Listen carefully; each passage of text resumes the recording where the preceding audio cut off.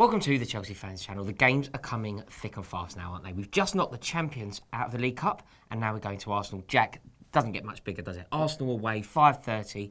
Can't wait. This is a dream. Definitely, mate. Can't wait. Hopefully we can, reproduce the quality performance we put in at the Emirates last season when we beat them 1-0.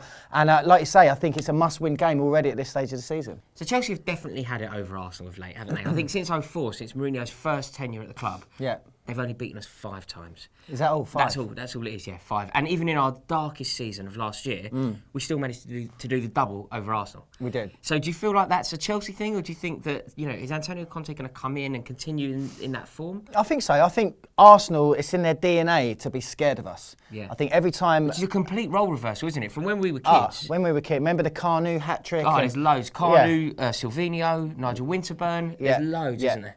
And it's lovely to see that we've managed to turn it around in over the last sort of decade or so, and I don't see that changing. I think Arsenal, they're in the rabbit in the headlights. I think when they see Chelsea come out in a blue shirt, I don't think they've got it in them. I don't think Arsenal's squad is as strong as ours, and I think that we're going to beat them on the day. Do you really? Yeah. I think that you touched on it already, but I think last season's performance away from home at the Emirates was probably one of our best moments in the season, wasn't it? Oh, it's brilliant. We went over there. It was, the backs were against the wall. Yeah. It was January. They were flying at the time. They'd just come off. They were top of the league. They were looking like they were going to win the league. They just had a 4-4 draw at Anfield, and which is they were looking at that as disappointment, which I think shows you quite how good they were doing. Yeah.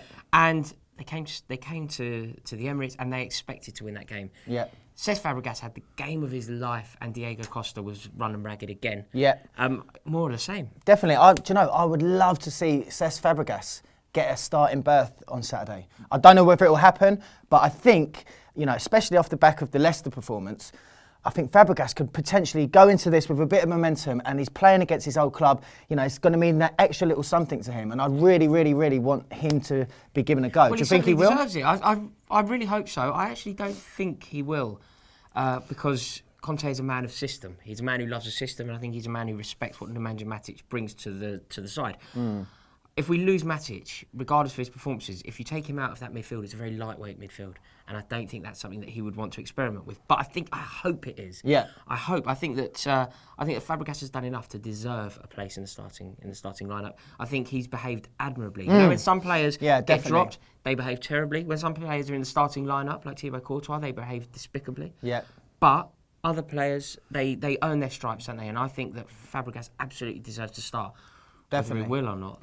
I know, so it's very encouraging, the things he's been saying in the press this week. He's not throwing his toys out the pram, he's not throwing tantrums. He's just said exactly what we all want to hear. He said, I'm here to win, I'm here to earn my place back, and hopefully Conte can put me in his plans sometime soon. So hopefully, Fab can keep playing well and, give the manager some headaches, really. Perfect. Right, I suppose that brings us nicely onto the team that we have decided to start. Will you guys do me a favour? Will you comment below with your starting 11s? Let me know who you think should start this game. Ours is up now. As you can see, Thibaut Courtois is back in the net. He hasn't behaved very well, I don't think, but he's definitely the best keeper at the club, and a game of this magnitude means he has to start. Yeah. Better news is the return of John Terry. John Terry, yeah, we missed him certainly in the first half against Leicester. The heroic 2012 partnership of Luiz and Cahill looked a little bit shaky. Yeah, we really missed him against Liverpool as well, didn't we? That first goal that Liverpool scored, I'm convinced, does not happen with John Terry on the pitch. Well, when you've got 3 Chelsea defenders marking each other and 3 Liverpool attackers totally free on the back post, John Terry would not let that happen in his own penalty area. The most interesting part of the team that you've just seen is the return of Cesc Fabregas. Fabregas has made it into our team. We think it's time. We think it's the right thing to do against his old club. I think it's in the script. Fabregas has to play this game. We've selected him alongside Matic and Kante. Do you think that's correct? Do you think that is a good balanced midfield? Yeah, I think that can work, definitely. You've got Kante scurrying around, busybodying everyone. You've got Matic hopefully putting in the big, strong tackles, and then that leaves Fabregas to be the creative one. Work his magic. So I think that could work. Yeah, I think that's a really, really good team. And then the forward line is as it is, and can Diego Costa be Arsenal's chief tormentor? Can he take the mantle on from Didier Drogba? I think he has, he will, he is. It's a yes, basically. Yeah. Right, so that concludes this Arsenal preview. That's our team. Whoa, wait a minute. Don't think you're getting away with not talking about how dismally you're doing in your fan duel. Dismal's a harsh word. Because, don't forget, the last preview we did, you made a promise.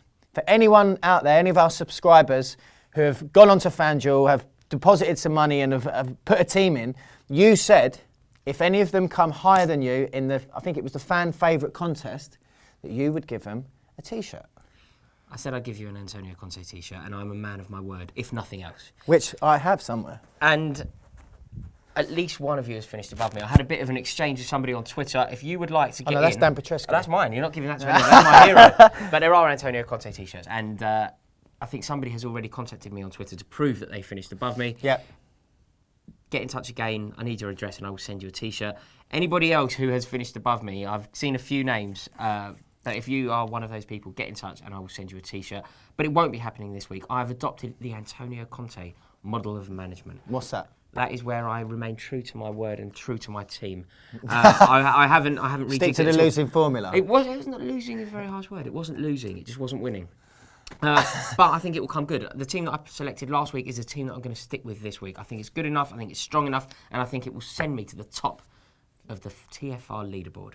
So if any of you aren't aware of what we're talking about, FanDuel, it's like a fantasy football thing that we've been getting involved in. Instead of picking a fantasy football team throughout the whole season, you can do it every weekend. So each and every weekend you can pick a fresh 11 and there's all various contests that you can join in and essentially win loads of money off. We are in the fan favourite contest and the pot for that is £6,000 I think this week. So yeah, you could be winning a share of that if you do well. So go to fanduel.co.uk, put in your details, slap on a little bit of money, make sure you're 18 or over and beat Muggins here in the league. Not happening.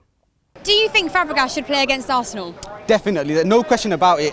I think the midfield should be Kante, Fabregas and Oscar.